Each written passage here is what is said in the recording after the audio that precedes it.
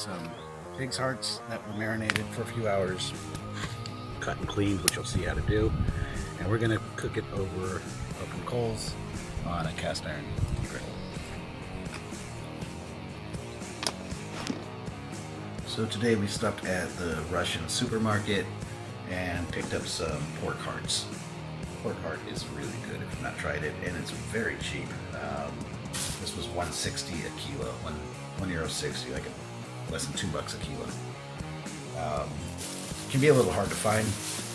Usually we find it at Russian stores or in Germany anyways, or some bigger supermarkets. You can find it in some butchers if you ask for it. If you're in the US, maybe try like a Asian butcher or something like that, or Asian supermarket. So I went ahead and got about 2.5 kilos. And these have already been cut and prepared actually, for the most part. If it's whole, there's a lot of methods of how to do this. This is done like a butterfly method. If it's already whole, you just cut through lengthwise this way, through the whitest part. Don't cut all the way down. Just leave like about 1/4 of an inch, 1/2 inch at the seam here. And then you can lay it out, put a weight over it, whatever, to cook it flat. What you do want to do to clean it is rinse it off really good, get any of this kind of like blood out. And you want to cut out like the ventricle, that's going to be really chewy. And you can trim off any of the fat parts here.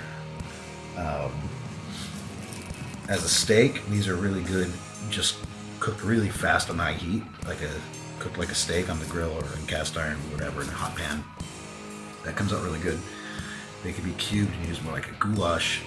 I've done them in a slow cooker crock pot before to make tacos with it. It's also extremely good. It's a really good meat. It's a healthy meat. Some people get grossed out by eating heart. I don't know why. When you taste it, it's fine. And it's really cheap. It's lean, healthy cut. So first we're going to go ahead and clean this off. I'm just going to shave off any of that kind of white fatty parts and cut out the ventricle.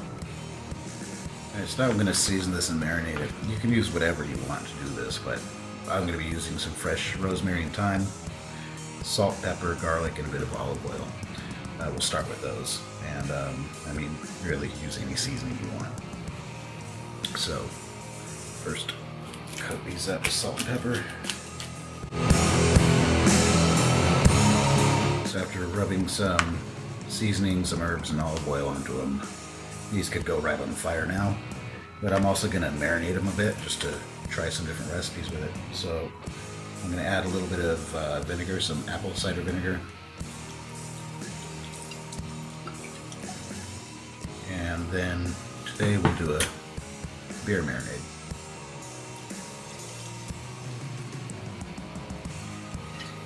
Alright, and I'm going to let these marinate not super long, but at least an hour or two in the fridge for now. This is a very quick and easy recipe with asparagus. Just asparagus wrapped bacon. Goes good in the oven, on cast iron, or right over a grill.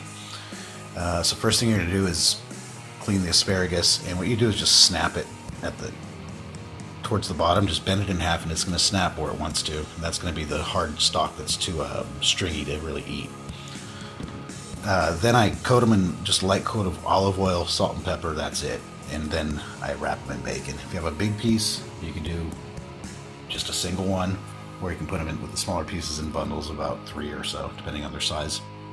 And that's it. The next step I'm going to do, you don't have to do this, is I'm going to give a bit of a rub on this bacon. You just give some extra flavor. So I've got a harissa style rub I made.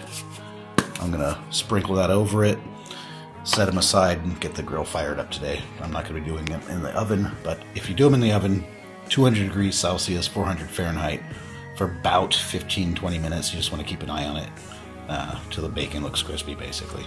But we're going to try this over a grill today. One option is to, if you can use indirect heat, get your grill pretty warm, but put them off away from the heat source, and just keep it. The coals are hot, so what I'm going to do in this grill is put the coals on this side. There's a little barrier there. Put the asparagus wrapped in bacon on this side to cook indirect. And most of you know these fire chimneys.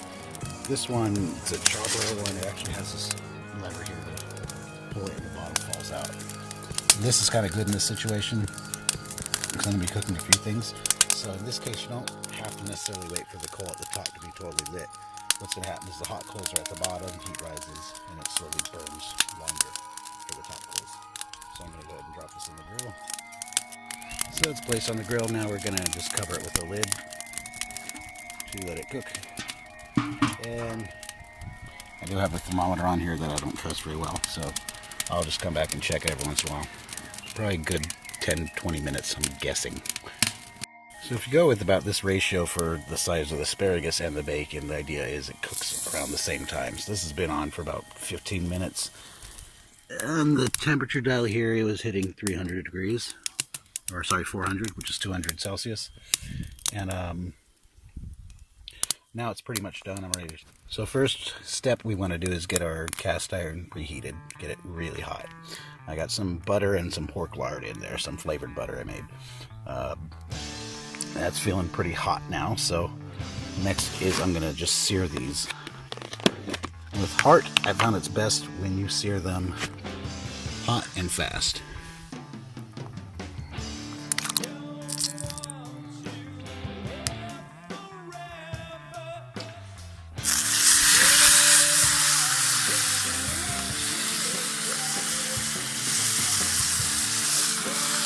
Give that a minute for the juices to come out before I put on the other one so I don't cool down the pan too much.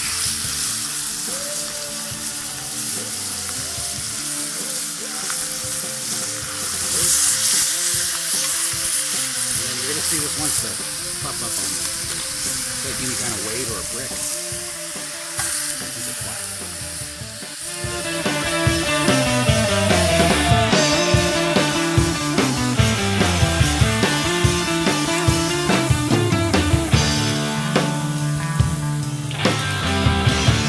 After a few minutes, once you get a good sear on the first side, go ahead and flip them over and put that and put the weight back onto it, hold them as flat as possible. And we'll do a few more minutes like this. Rosemary in it, and the beer smells really good. So these will be done soon. Okay, so once they reach a temperature about 145 Fahrenheit, they're safe. You can pull them off the grill. These are good. You're gonna let them rest a few minutes just like a steak and cut into them. So it's finished, we're going to give it a try. What I just did at the end is put some harissa butter over it, let it melt over it. Looks good, looks tender. It could even be a bit more rare than that if you like.